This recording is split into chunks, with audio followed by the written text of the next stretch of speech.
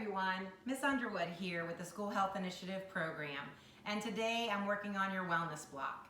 Today's wellness block is going to revolve around exercises that we did not cover in the last video.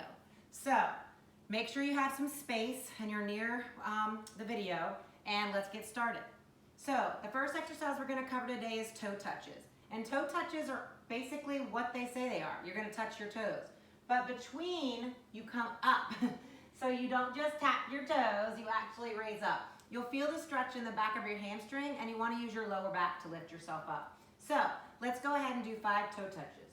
1, 2, 3, 4, and 5.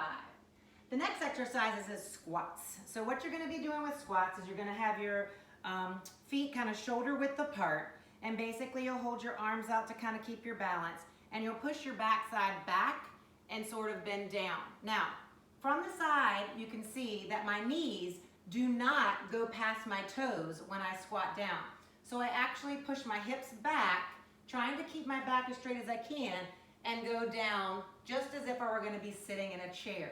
So when you do this, make sure that you can actually look down and you can see your toes. If you can't see your toes, then your knees are going too far in front and you're pushing forward instead of backwards. Let's do 5 squats together. Ready? Begin.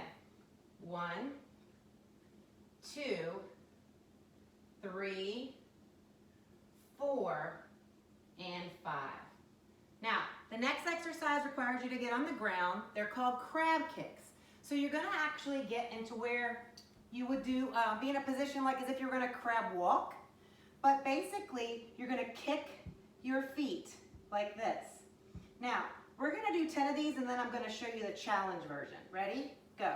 1, 2, 3, 4, 5, 6, 7, 8, 9, 10. Okay, so if when we're doing crab kicks at some point during the year, you want to challenge yourself, okay, and you just need to be careful. You can do the crab kicks, but as you kick your foot up, take your opposite hand and tap the inside of your ankle, and then switch. See, it's not so easy. So you got to keep a tight core and alternate. All right, let's try that if you want, and try to do it 5 times. Ready? Begin. 1, 2, 3, 4, and 5. Okay. Whew. Now, for our next one, it's called heel raises. So basically, heel raises are exactly what they say. You're going to be raising your heels off the ground.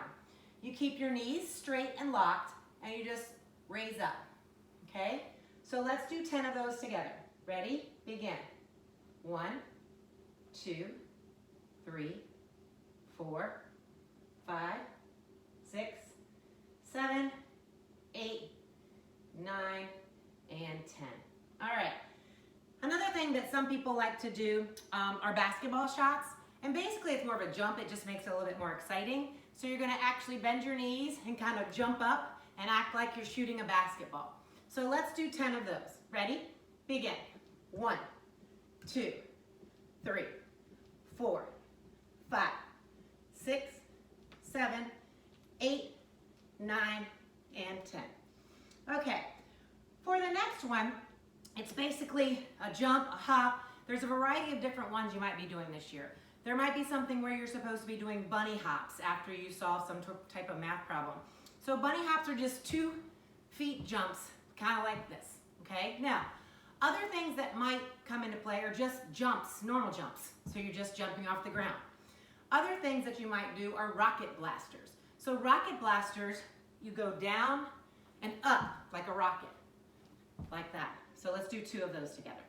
Ready? 1 and 2.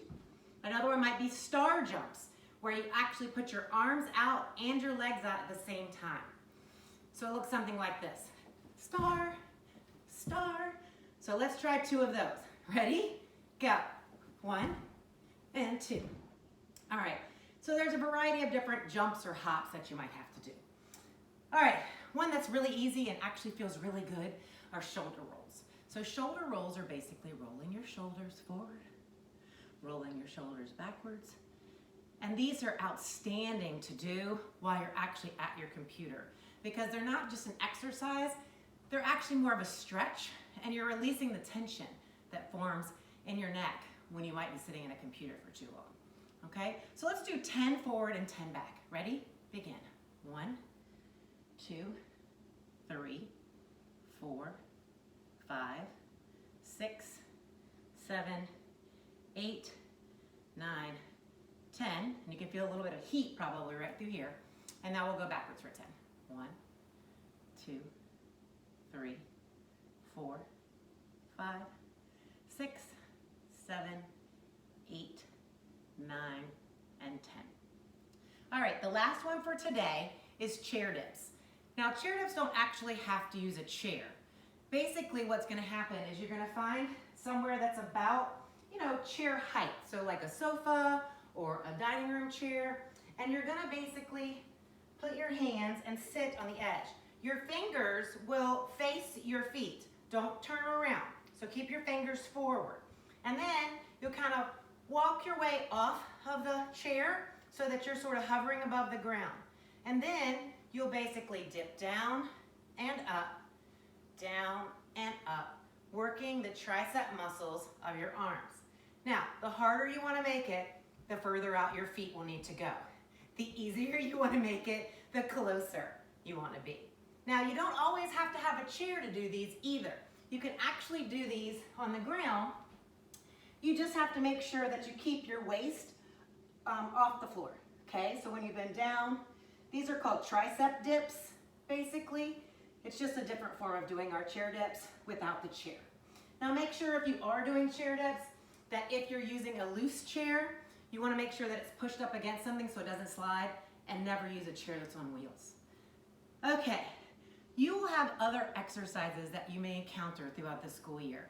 But between the last two videos, I wanted to make sure that you knew most of the ones that you'll be doing with us this year and any active lessons or any wellness block activities. Thanks a lot. Look forward to seeing you next time. Have a great day.